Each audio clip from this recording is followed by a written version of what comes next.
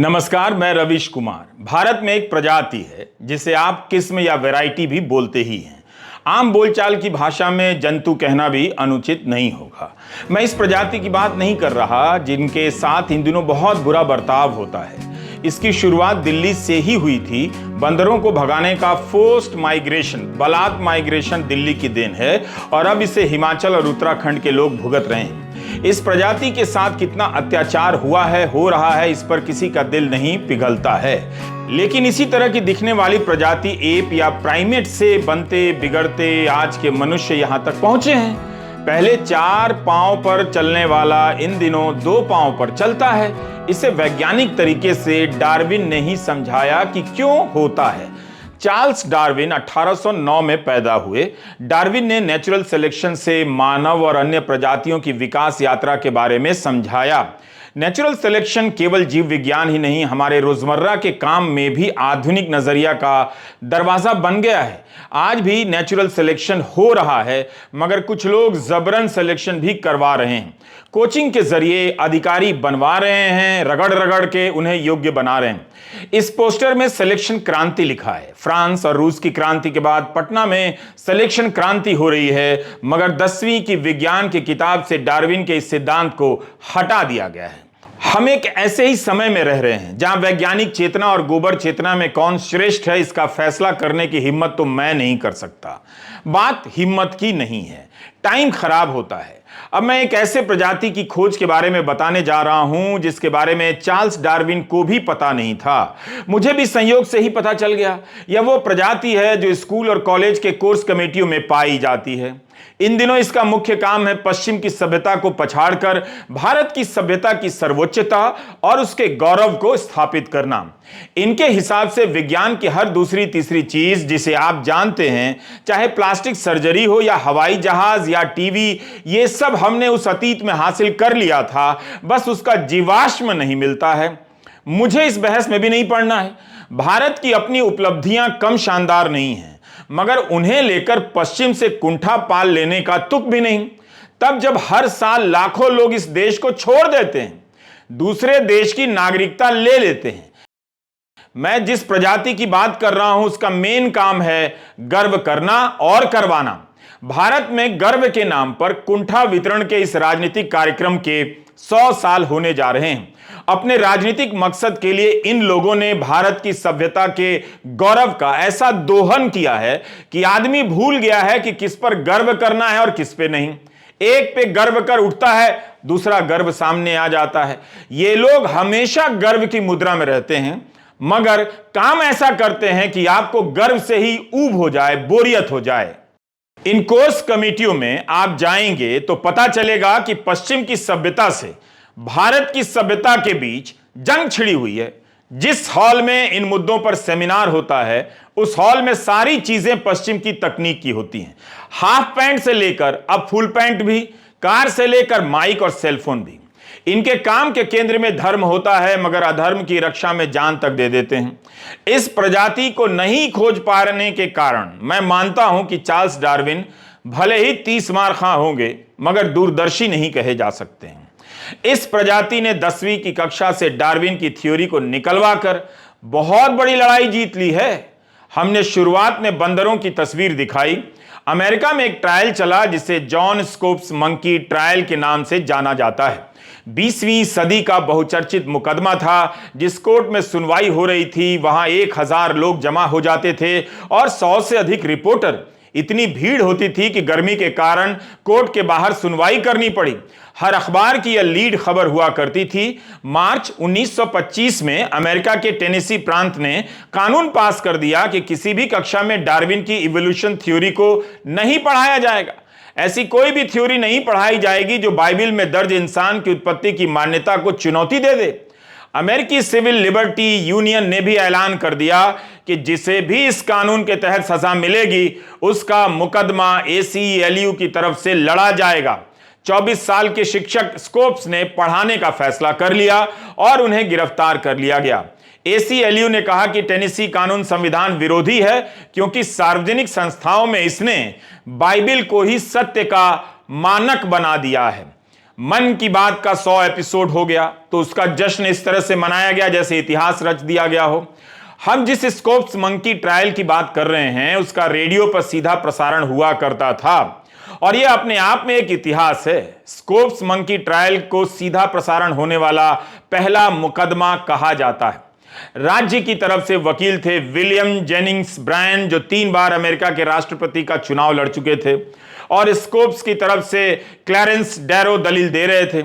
इस मुकदमे को सदी का मुकदमा कहा जाता है। जेनिंग्स की दलील थी कि इंसान की उत्पत्ति कैसे हुई ये बाइबिल में लिखा है और जो बाइबिल में लिखा है वही सही है।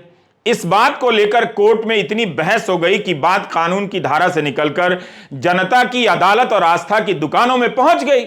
अमेरिका में यह दुकान खुली हुई है आज भी। अदालत ने जॉन स्कोप्स को दोषी पाया और $100 का जुर्माना लगा दिया। इस हार में डार्विन की बड़ी जीत छिपी थी। प्रेस ने लिखा था कि ब्रायन भले मुकदमा जीत गए लेकिन तर्क हार गए। हारने वाले पक्ष ने अपनी हार का फायदा उठाया और डार्विन के सिद्धांत का खूब प्रचार प्रसार किया। जरूर 40 साल तक टेनेसी में इवोल्यूशन की पढ़ाई नहीं हुई और दूसरे प्रांत आर्कांसा और मिसिसिपी में भी डार्विन की थ्योरी को बैन कर दिया गया। तब एक बार फिर एक महिला ने चुनौती दी कोर्ट में। 1968 में सुप्रीम कोर्ट ने आर्कांसा के कानून को असंवैधानिक करार दिया। 1967 से टेनेसी में भी इवोल्यूशन की पढ़ाई पर से बैन हटा दिया गया। भारत में ऐसा खास नहीं हुआ। यहां ईसाई समुदाय ने मोर्चा नहीं खोला।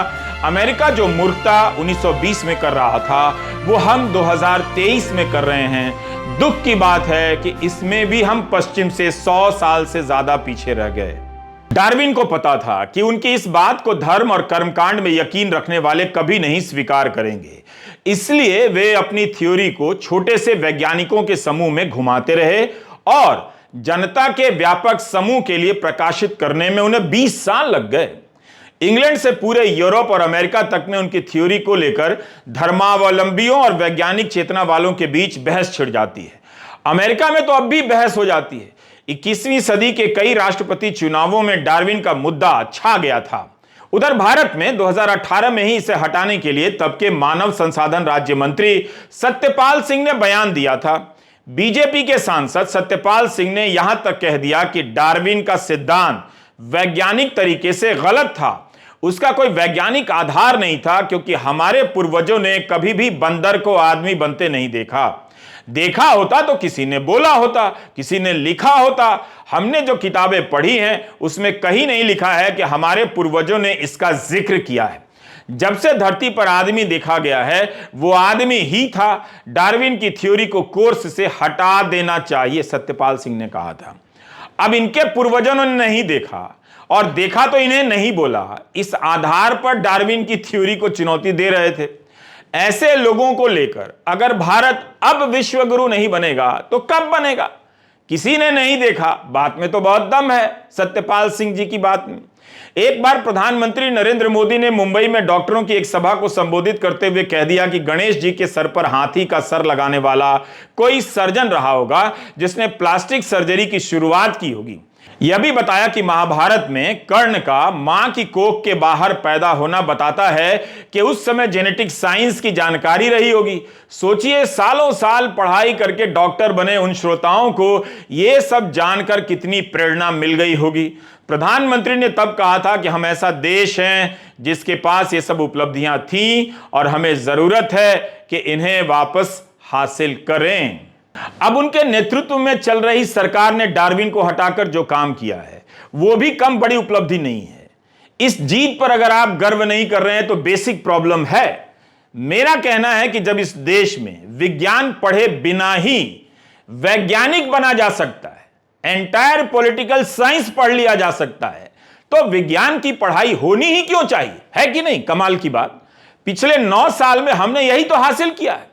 इसीलिए मैं इसे कभी मूर्खता नहीं कहता बल्कि इसे नई विद्वता कहता हूं। ऐसा नहीं है कि अतीत की उपलब्धियां शानदार नहीं है हमारी, मगर अतीत की उपलब्धियों के प्रति केवल गर्व ही नहीं किया जाता है, नॉर्मल भी रहा जाता है। मगर परिवार से लेकर सरकार तक की यही ट्रेनिंग हो गई है, गर्व करना है। हर साल 10वीं में कोई ना कोई टॉप करता है, लेकिन हर साल फिर से वही गर्व दोहराया जाता है। बच्चा भी कहता है गर्व हो रहा है। किसी भी समाज में गर्व का इतना रिपीटेशन दोहराव मैंने नहीं देखा। खैर, जिस डार्विन के कारण भी रैशनैलिटी आई, आधुनिकता का दौर आया, अब उन्हें ही कोर्स को रैशनल करने के नाम पर पैदल कर दिया गया है। 1800 वैज्ञानिकों ने अपने हस्ताक्षर के साथ इसके विरोध में पत्र लिखा है। इसमें Tata institute of fundamental research TIFR, Indian institute of science education and research IISER और IIT से लेकर तमाम संस्थानों में काम करने वाले वैज्ञानिक हैं। विज्ञान पढ़ने वाले हैं, पढ़ाने वाले हैं। केवल डार्विन की थ्योरी हटाने को लेकर ही नहीं, विज्ञान से अन्य विषयों को हटाने के विरोध में भी पत्र लिखा गया है। डिटेल आप देख लें। इन वैज्ञानिकों का मानना है कि इवोल्यूशन की प्रक्रिया को समझना हर छात्र के लिए बहुत जरूरी है, या केवल जीव विज्ञान के लिए नहीं बल्कि दुनिया को समझने के लिए जरूरी है। 1800 वैज्ञानिकों ने पत्र लिख तो दिया, मगर उनकी सुन कौन रहा है? वैज्ञानिकों ने तो यहां तक लिखा है कि डार्विन के सहारे हम महामारियों के चरण को भी समझ सकते हैं। यह सुनकर तो लोग फिर कहेंगे, अच्छा अब कुछ समझना नहीं है। हमें देखना होगा कि आज का समाज कैसा है, पहले देख लीजिए। यह वो समाज है जिसकी आंखों के सामने ऑक्सीजन की कमी से लोग मर गए, और इसने यह तर्क मान लिया कि ऑक्सीजन की कमी से कोई नहीं मरा। डार्विन को हटा देंगे तो विज्ञान की अलग अलग शाखाओं में प्राकृतिक चयन और विकास की यात्राओं को समझ नहीं पाएंगे। मामला केवल हटाने का नहीं है, तिरस्कार का भी है। यह भी तो नहीं कहा गया है कि जब महामारी का असर खत्म होगा, उसका दौर खत्म होगा, तब कोर्स में डार्विन की वापसी हो जाएगी।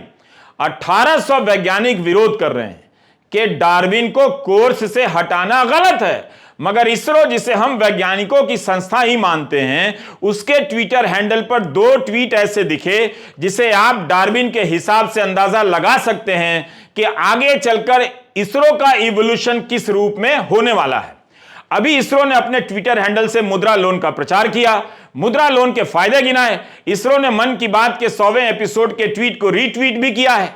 जल्दी ही इसरो के वैज्ञानिक मन की बात सुनते हुए देखे जाएंगे। इसमें लिखा है कि याद करते हैं कि मन की बात ने प्रधानमंत्री ने इसरो को लेकर क्या क्या कहा है। वैज्ञानिक चेतना के विकास के लिए डार्विन जरूरी है, मगर इसरो वालों के लिए मन की बात क्यों जरूरी है? यह कौन सा इवोल्यूशन है, मैं समझना चाहता हूं। क्या यह भी ट्वीट आ सकता है कि अब किसे वोट देना है? प्रचार करना भी तो वैज्ञानिक काम है, उसमें साइंस का इस्तेमाल तो होता ही है, मगर डार्विन को साइंस तक सीमित करना उचित नहीं होगा। गणेश देवी जी को आप सुनिए। फिजिक्स में न्यूटन की जो जगह है वह शरीर शास्त्र में चार्ल्स डार्विन की है। उन्होंने पूरे विश्व को एक सूत्र में लाने के लिए उत्क्रांति का सिद्धांत जो रखा है वो बहुत उपयोगी है। उसमें हर प्रजाति दूसरे प्रजाति के साथ जुड़ी है। अन्य अलग अलग प्रजातियों की शुरुआत एक साथ ही होती है, एक दूसरे से जुड़ी रहती है, ये उन्होंने दिखाया। उनके उत्क्रांति सिद्धांत के पहले उन्होंने बिगल नाम के जहाज पे जो प्रवास किया था, यात्रा की थी लगभग 5 साल तक कैप्टन फिजरॉय के नेतृत्व में। उसके बारे में उन्होंने एक किताब भी लिखी थी, द वॉयज ऑफ बिगल नाम से, और उसमें बहुत खूबसूरत वर्णन अन्य विविध प्रजातियों का, वनस्पतियों का, प्राणियों का था। उसमें उनकी आकृतियां भी उन्होंने निकाली थी। और इस किताब को उस समय के 1840 के समय के इंग्लैंड के और अन्य देशों के पाठक बहुत चाहते थे, बार बार उसकी आवृत्तियां निकाली गई थी। चार्ल्स डार्विन ने जो उत्क्रांति का सिद्धांत रखा है उसमें केवल सतत शुरू रहती उत्क्रांति इतना ही नहीं है, लेकिन एक नेचुरल सिलेक्शन की प्रक्रिया, और उसमें जो प्राणी, जो प्रजाति एडाप्टेशन करती है, अपने को बदलती रहती है, उसके बारे में काफी चर्चा की। और जो प्रजाति एडाप्टेशन नहीं करेगी, नए स्थिति में नए तरीके नहीं अपनाएगी, उसका अस्तित्व का अंत हो जाएगा, ये भी उन्होंने दर्शाया था। पूरे विश्व के सभी प्रजातियों को लेके ये रचा गया सिद्धांत, ये आधुनिक दुनिया के बहुत सारे शास्त्रों का, ज्ञान प्रकारों का फाउंडेशन बना हुआ सिद्धांत है। आधुनिक मेडिसिन, आधुनिक शरीर शास्त्र, बायोलॉजी, जूलॉजी, इवन साइकोलॉजी तक डार्विन के थ्योरी का बहुत महत्व है। इसके साथ साथ डार्विन ने जो सिद्धांत रखा उसको लेके एक बहस निर्माण हुई थी इंग्लैंड में, जिसमें भगवान ने पूरे सृष्टि का निर्माण किया और भगवान की इच्छा से ही वो चलती रहेगी और जब तक भगवान की इच्छा है तब तक चलती रहेगी, ये मानने वाले लोग। और इस सृष्टि के अपने कुछ नियम है जो भौतिक नियम है, जो इंसान जान सके ऐसे नियम है, साइंटिफिक लॉज है, ऐसे मानने वाले लोग। इनके बीच में बहस थी, एक बाजू विज्ञान और दूसरी बाजू अंधश्रद्धा, इसके बीच में बहस थी। और डार्विन ये अंधश्रद्धा के सामने विज्ञान की भूमिका रखने वाले में पिछले 200 साल में से सबसे अग्रगण्य माने जाते हैं। आज के भारत में एक ही चेतना बच गई है, बचनी उसे ही है, मन की बात की चेतना। अजीब रास्ते पर देश जाता हुआ दिख रहा है। तब तो मेरा भी एक काम कर ही दीजिए लगे हाथ। गौरव गौरव करने वाले लोग अगर गणित के कोर्स से कैलकुलस और अलजेब्रा को भी हटा दें तो मेरा बड़ा भला हो जाएगा। पूछिए कैसे? जैसे ही आप मैथ्स से मैथ्स को निकाल देंगे, मैं मैथ्स में फेल से टॉप कर जाऊंगा। जब सामाजिक और राजनीतिक चेतना में तर्क और विवेक की जगह और जरूरत नहीं रहेगी, तब हम किस काम के लिए वैज्ञानिक चेतना बचा रहे हैं? डार्विन को लेकर इतना भावुक हम क्यों हुए जा रहे हैं? हाउसिंग सोसाइटी के लोगों को डार्विन की जरूरत नहीं है। हर हाउसिंग सोसाइटी के अपने डार्विन अंकिल हैं, डार्विन आंटी हैं। वही जो व्हाट्सएप अंकिल हैं, व्हाट्सएप आंटी हैं। ये जिसे कहेंगी, जो कहेंगी, सारे लोगों को वही मानना होगा, मानते हैं। मुझे लगता है कि हाउसिंग सोसाइटी के व्हाट्सएप ग्रुप के लिए डार्विन फाइल्स नाम की एक फिल्म बनाई जानी चाहिए, ताकि सारे अपने घर से निकलकर डार्विन फाइल्स देखने चले जाएं। उस फिल्म में यह बात जरूर बताई जाए कि कैसे डार्विन के नाम पर हम अपने इतिहास को भूल रहे हैं, और बार बार यह डायलॉग हो कि हमें तो बताया नहीं गया। बस जैसे ही इतिहास के भूलने और हमें तो बताया ही नहीं गया का फैक्टर आएगा, लोग डार्विन तो क्या, न्यूटन से लेकर मैडम क्यूरी तक को खदेड़ देंगे। व्हाट्सएप चेतना ही एकमात्र वैज्ञानिक चेतना है आज के भारत में।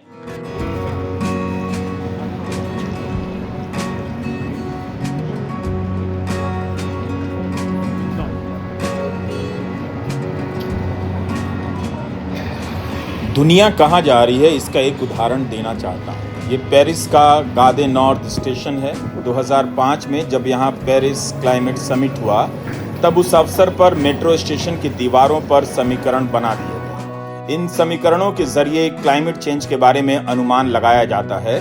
क्लाइमेट चेंज का मॉडल इन सिद्धांतों पर खड़ा है। वैज्ञानिक चेतना डार्विन को हटा देने से नहीं आती है। इसे कलाकार लियम गिलिम ने बनाया है, जो न्यूयॉर्क में रहते हैं। ईश्वर ने सृष्टि की रचना की है, इस बात की रक्षा के लिए डार्विन का विरोध उचित नहीं है। धर्म की किताब में जिस सत्य की बात होती है, कानून की किताब का सत्य अलग होता है। वहां पाप और पुण्य का फैसला साक्ष्य, जांच और कानून की धाराओं से होता है।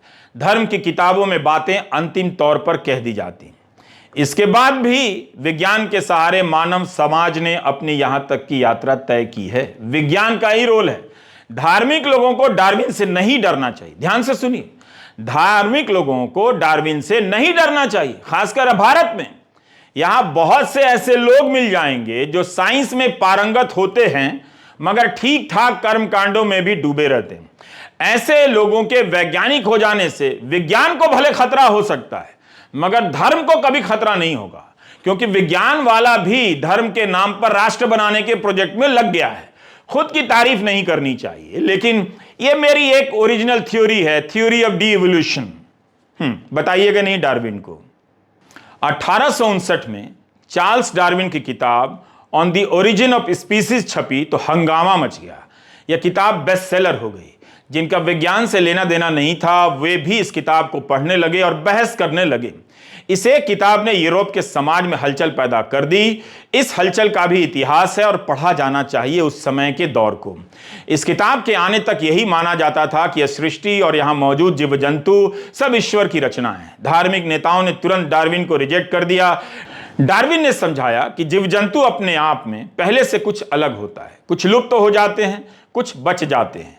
इसका कारण उन्होंने बताया कि ऐसा क्यों होता है। हर प्रजाति के भीतर कुछ विशिष्ट प्रवृत्तियां होती हैं जिससे वो बच जाता है या मिट जाता है और प्रजनन करता है। बाकायदा इसके साक्ष्य जुटाए, मगर विरोधियों को सर्वाइवल ऑफ द फिटेस्ट से भी प्रॉब्लम हो गई। क्यों नहीं होगी? क्योंकि ये सर्वाइव ही पावर के दम पर कर रहे हैं। फिटेस्ट कहां है? पावर में बने रहे इसके लिए संस्थाओं को खत्म कर रहे हैं, मीडिया को खत्म कर रहे हैं, ताकि यही फिटेस्ट नजर आए और यही सरवाइव करते नजर आए। राजनीति और समाज विज्ञान के भीतर भी डार्विन ने हंगामा मचाया है। इस बात को लेकर बहस है कि क्या हिटलर ने भी डार्विन का अपनी तरह से इस्तेमाल किया। इतिहासकारों ने हिटलर के समय बायोलॉजी के पाठ्यक्रम का अध्ययन किया है और पाया है कि पूरा न सही तो मगर अपने मकसद के हिसाब से हिटलर और उसके समर्थकों ने इसका खूब इस्तेमाल किया है। नाज़ी जर्मनी के स्कूलों में पढ़ाया जाने लगा कि इंसान न केवल प्राइमेट से विकसित हुआ है, बल्कि विकसित होते होते आर्य नस्ल तक पहुंचा है और आर्य ही श्रेष्ठ नस्ल है। इतिहासकारों की एक धारा यह भी कहती है कि हिटलर के लोगों ने सोशल डार्विनिज्म का इस्तेमाल नहीं किया क्योंकि उनके विचारों में नस्ल बदलने वाली चीज नहीं थी, वह फिक्स थी। इसे चुनौती दी गई है और इस बात पर कई इतिहासकार सहमत हैं कि हिटलर ने डार्विन के प्राकृतिक चयन के सिद्धांत का इस्तेमाल किया है। हिटलर ने डार्विन का इस्तेमाल कर प्राकृतिक चयन, इवोल्यूशन और नस्लों की श्रेष्ठता पर खूब लिखा और भाषण दिया है। आज भी एनसीईआरटी में नाजीवाद के चैप्टर में इसे पढ़ाया जाता है, जिसका एक हिस्सा मैं आपके लिए पढ़ना चाहता हूं हूबहू। दूसरे विश्व युद्ध के साये में जर्मनी ने जनसंहार शुरू कर दिया, जिसके तहत यूरोप में रहने वाले कुछ खास नस्ल के लोगों को सामूहिक रूप से मारा जाने लगा। इस युद्ध में मारे गए लोगों में 60 लाख यहूदी, 2 लाख जिप्सी, 10 लाख पोलैंड के नागरिक थे। साथ ही मानसिक व शारीरिक रूप से अपंग घोषित किए गए 70,000 जर्मन नागरिक भी मार डाले गए। नात्सी विचारधारा हिटलर के विश्व दृष्टिकोण का पर्यायवाची थी। इस विश्व दृष्टिकोण में सभी समाजों को बराबरी का हक नहीं था, वे नस्ली आधार पर या तो बेहतर थे या कमतर थे। इस नजरिए में ब्लॉन्ड, नीली आंखों वाले नॉर्डिक जर्मन आर्य सबसे ऊपरी और यहूदी सबसे निचली पायदान पर आते थे। यहूदियों को नस्ल विरोधी यानी आर्यों का कट्टर दुश्मन माना जाता था। बाकी तमाम समाजों को उनके बाहरी रंग रूप के हिसाब से जर्मन आर्यों और यहूदियों के बीच में रखा गया। हिटलर की नस्ली सोच चार्ल्स डार्विन और हर्बर्ट स्पेंसर जैसे विचारकों के सिद्धांतों पर आधारित थी। डार्विन प्रकृति विज्ञानी थे जिन्होंने विकास और प्राकृतिक चयन की अवधारणा के जरिए पौधों और पशुओं की उत्पत्ति की व्याख्या का प्रयास किया था। बाद में हर्बर्ट स्पेंसर ने अतिजीविता का सिद्धांत, सर्वाइवल ऑफ द फिटेस्ट, जो सबसे योग्य है वही जिंदा बचेगा, यह विचार दिया। इस विचार का मतलब यह था कि जो प्रजातियां बदलती हुई वातावरणीय परिस्थितियों के अनुसार खुद को ढाल सकती हैं वही पृथ्वी पर जिंदा रहती हैं। यहां हमें इस बात का ध्यान रखना चाहिए कि डार्विन ने चयन के सिद्धांत को एक विशुद्ध प्राकृतिक प्रक्रिया कहा था और उसमें इंसानी हस्तक्षेप की वकालत कभी नहीं कही थी। लेकिन नस्लवादी विचारकों और राजनेताओं ने पराजित समाजों पर अपने साम्राज्यवादी शासन को सही ठहराने के लिए डार्विन के विचारों का सहारा लिया। नस्लों से घृणा की राजनीति यहीं से दुनिया भर में संगठित हो जाती है, जो धर्म के आधार पर घृणा में बदलकर सांप्रदायिक हो जाती है। भारत में हिटलर मानने लगा कि अपनी नस्ल के लिए ज्यादा जगह चाहिए। वह अन्य इलाकों पर कब्जा करने का ख्वाब देखने लगा।